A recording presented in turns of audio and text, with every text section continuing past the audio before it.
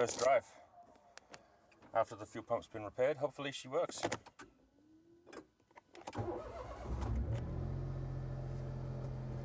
Well, it started.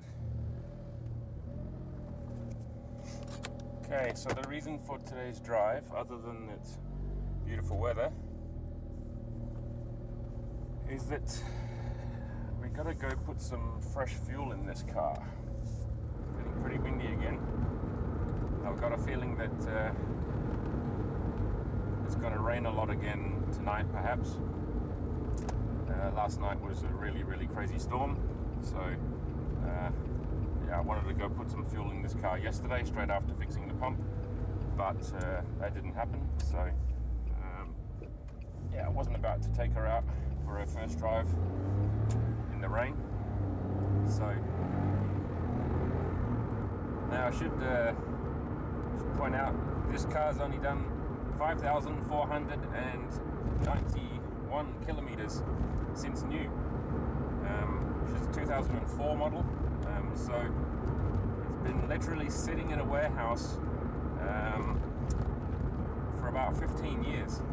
And yeah, finally I recently was able to save this car from its long-term storage and put it all back together. The fuel pump failed actually twice. The second time the brushes were stuck in the pump, so therefore they were no longer making good enough contact with the commutator in the little electric motor that's inside the pump. So a hammer and gentle tapping, and it just looks like we caught the train, so we're gonna have to stop.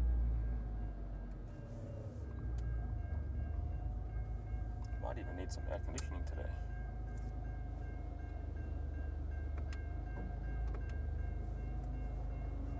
It's a bit warm out here.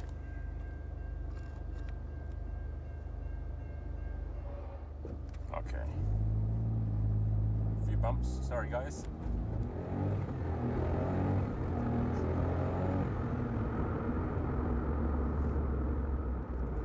Now this car hasn't got any modifications. It's all 100% standard, and it'll probably stay like that actually, this one, for a little while at least.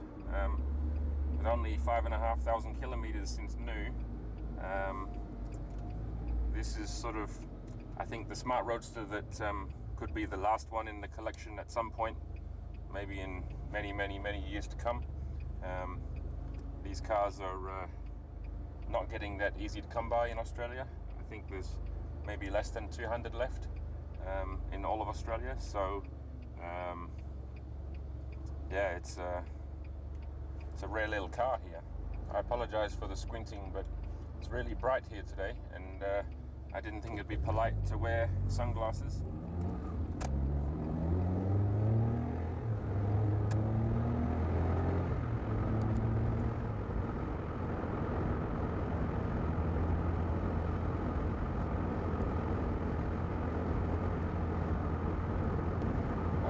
Pretty close to the petrol station, which is very handy.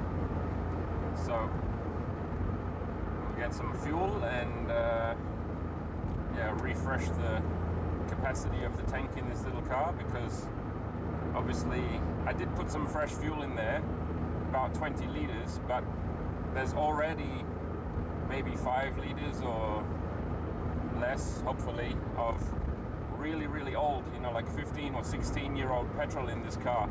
And that won't do any favors for the fuel system, so we really want to get rid of that and purge it out and put in a full tank of fresh fuel, even though petrol is really expensive today. But well, this car doesn't take a whole lot of petrol, so it's definitely not bad value when you consider, especially compared to my old big V8 Mercedes.